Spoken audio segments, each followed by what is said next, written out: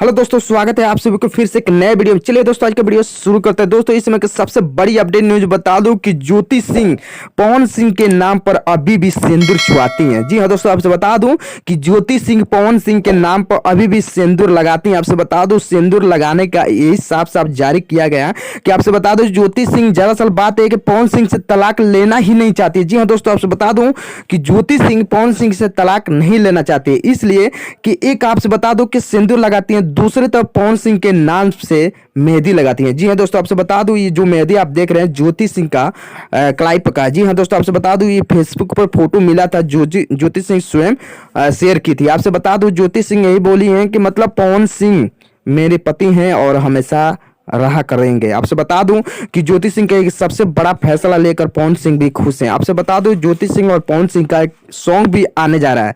जी हाँ दोस्तों, आपसे बता दूं ज्योति सिंह और पवन सिंह का एक सॉन्ग भी शूट कर दिया गया है। दोस्तों, आपसे बता दूं ज्योति सिंह और पवन सिंह एक दूसरे के साथ खुश रहेंगे या नहीं रहेंगे, अपना राय कमेंट में जरूर बताइएगा।